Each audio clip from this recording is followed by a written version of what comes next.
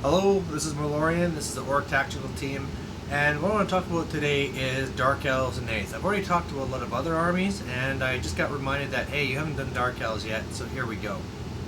So Dark Elves in 7th, they're doing fantastic, had some great units, some great combos, and they're right up there for the best armies. Going into 8th, if you look at some of how some of the terms are going, they're still ranking very high, but I think there's a few things that are leading into that, and as well they are starting to slip anyway. So let's try to get to what's really doing this. One of the big things you want to have in 8th is you need to have really hard-hitting units. You know, it's all about having the one guy with the great weapon. If you got that, that's fantastic. And when you're looking at the Dark Elf army, they don't have that. I mean, they have the Executioners, they have the one unit, but everything else seems to be based off having just a bunch of little strength 3 attacks. And so there's only so much damage those things can do. When you go and you're looking through your core to see what you're going to be taking, well, you got your Spearmen, which are going to be doing okay, I guess. You got Hatred, Stab, Stab, Stab. But after that first round, they're all just a bunch of little weaklings, right? You can be taking your Corsairs, and either they can go with 2-hand weapons and get more attacks, or they can go with the silly hand bows, but shooting is pretty silly in 8th, so why are you going to be doing that? So they're fairly weak. One thing they do have going for them that's kind of interesting as a side note is that they can do better at being Wood Elves than Wood Elves. One of the best ways I can see people for Wood Elves actually running is taking just the Glade Riders and running around type thing, maybe taking some scouts and basically just avoiding combat. Well, of course, with their Dark Riders, with their repeater crossbows and your Shades, they can do that even better. But then again, that's usually a style that you don't see many Dark Elf players going for. But anyway, going back to the core, there you have it. There's not really a lot of hard-hitting good stuff in there. It's all fairly weak attacks. When you get to the specials, you get a little bit better in a way.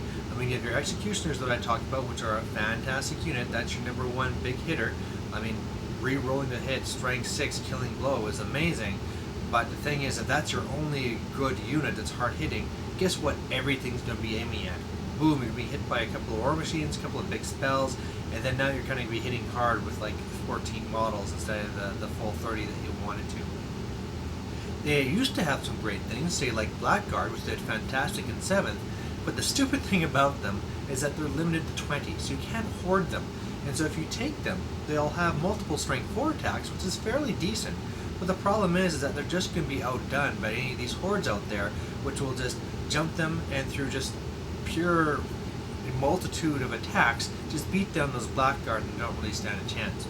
Another really interesting one that's kind of in the middle there is the Witch Elves. Because they do have lots of attacks, they have poison, but they still are just strength 3. So you can kind of make things work. It kind of depends what you're up against, but it's kind of one that's kind of in the middle there, and it's really just situational. When you get past this and you're looking at some of their other fun things, of course they still have the Hydra.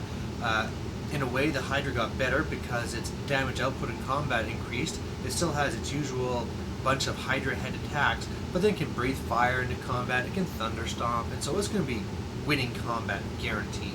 The problem is that usually with these monsters, you need to pair them with something to take away steadfast, and in the Dark Elf army, that doesn't really exist. I mean, I guess you could be taking your Spearmen just in ranks and be pairing those up and trying to take it away, but the problem is that you really are paying a lot to do this. I mean, it's not like something where you're taking Slays with an HPA where you're paying 2 points per model. Dark Elf Spearmen are you pay a good amount for them. So and when you pair that with the Hydra cost as well, I mean, you're putting a lot into this. So it's something you can do, but it's definitely going to be cutting away from the rest of your army. Now, going back to core and all that shooting stuff I was talking about before, one way that people are having, I'm going to call it success with quotation marks, is they're taking a whole bunch of their repeater crossbows, and they just kind of go shooty and shoot, and hey, it worked great in 7th, and it kind of works really well now. And really, like I was saying before, shooting is not good in 8th, but the thing is, and the reason why some people are having still success, is there's still an amazing amount of people out there. 8th has been out there for a long time, and yet there's still all these people that have not moved over to the 8th mindset. they're not moving on the hordes. They're not moving on to massive units. They're putting in still a whole bunch of these weak support units. And so what happens then for these Dark Elf players that have these great repeater crossbowmen and shades and things is that they'll just destroy you. They'll shoot you up, wipe these things out, get all these points, and by the time you get into these weaker attacks like the Witch Elves, you're just so reduced that you're going to be destroyed. Now, if you take that and you go against somebody else that's taking like big blocks of 100 Night Goblins, oh boy, you shot and you killed 30, I still got the 70 that got into you. It doesn't matter. So that's why I put quotations on it, because it's really good against people that haven't moved on to the full 8th mentality, and yet fairly useless against the people that have moved on, and it's just going to do a little bit of damage, and then they're going to wipe you up. One of the biggest saving graces that Dark Elves do have to try and turn all this stuff around, though, is they have fantastic magic. Really good magic. Even close to being good as like Slan or Life magic. And the reason for that is they have some access to some really great spells that work great with what they already have. They have access to the Lore of Death, and what this allows then is you can have your Sorceress or Supreme Sorceress going up to a Pegasus, give it the pendant so that really you're not caring about cannons or anything anyway, and now nothing can be randomized onto the Pegasus.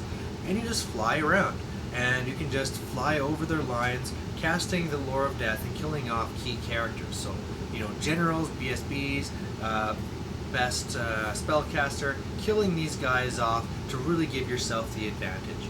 The other thing you can do as well is with your Lore of Shadows, not only can you really go and enfeeble guys to make it so, well, you might just be strength 3, but now you're going to be toughness 2 or even lower.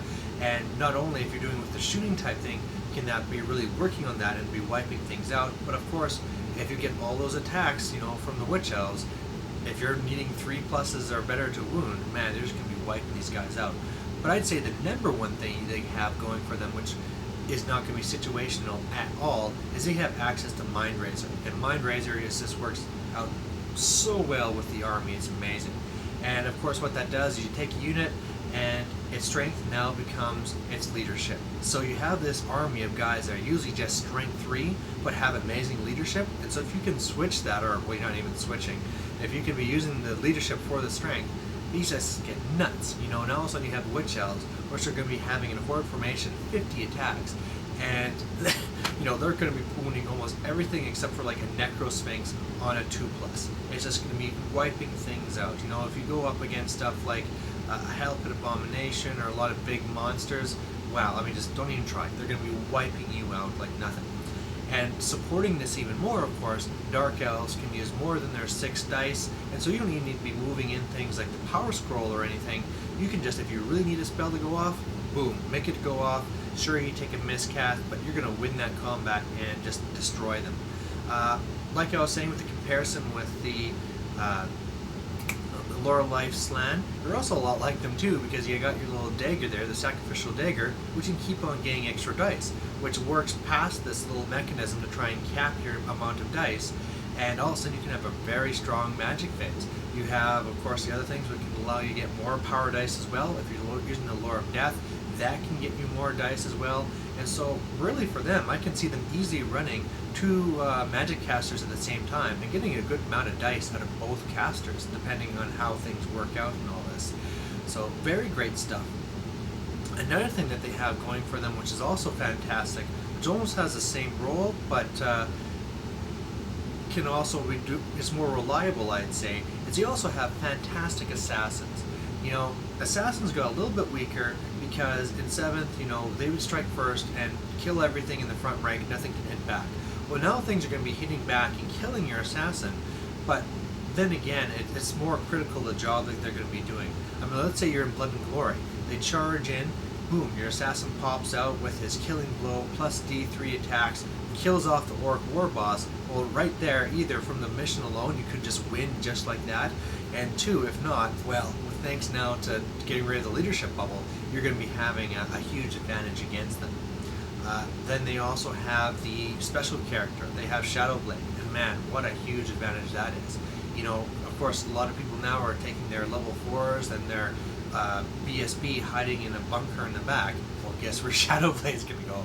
Pop up, boom, and it'll be a thing too that you can just stay there and just keep on killing off those characters, and probably even eventually beat the bunker too. He's just pretty damn good. So, I mean, wow, between this, having assassins and the magic phase that can be really going and just destroying the characters from the other side and beefing up these troops, then all of a sudden an army that is fairly mediocre can also do very well.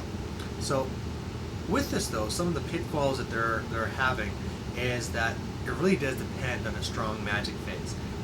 If you roll double ones for your magic phase, all of a sudden a lot of things can fall apart, especially if you weren't going to be using the assassins to be doubling up there. And that's what I was talking about with the reliability. The assassin will always pop up, but if you roll double ones for magic, what are you going to do, right? As opposed to saying with those lizardmen where, oh geez, your slan rolled double ones, you still got frickin' swords that are really strong and have great armor saves, as opposed to toughness 3 witch elves with no save whatsoever. So that's something they have to really watch out for. The other thing you have to watch out for too is that people that can go and know how to work their system and how to go and either work for flanks or stealing away the hatred. Now what they can do is, like, if you are using those witch elves or something, you'll just throw in something that's just big enough to stay alive. They'll break, the witch elves will be forced to charge them, and then now you can flank. Sure, they might have hatred there, they might still have mind razor, but if you're only going to get 4 attacks, that won't be doing very much. Well, I guess that'd be even more because they got the frenzy and stuff. But either way, as opposed to hitting the front, now you're just hitting the flank, and I mean, my Savage Orc big guns with the 2 choppas will be doing so much damage on you that if you do manage the hold, you've lost so much for the next round of combat. The other thing is getting around hatred is that since that's one of the big things that's helping them in combat, well, now that you have steadfast, you can be throwing in something cheap like a little column of night goblins set up for ranks, and then, okay, you beat me, I'm steadfast, and now all of that can be set up so that, again, I can be hitting the flank or whatever after, and when my important unit gets to fight you, that's going to be taking, now you won't have your hatred to be helping you, so the advantage is Mind Corp. So again, going back to the success in quotations, people that know how to battle this and take the advantage of it can really be hurting Dark Elves. But I mean, wow, if you can get somebody that isn't used to it, you can just be getting in those Witch Elves with the 50 strength 8 attacks with the Mind Razor, and in a second, you've won the game, right? You got Shadow Blade that pops out, you've won the game. So, really interesting army. Some big pitfalls, but some great ways to counter for them. And that's them in 8th. So, thanks for watching. Bye.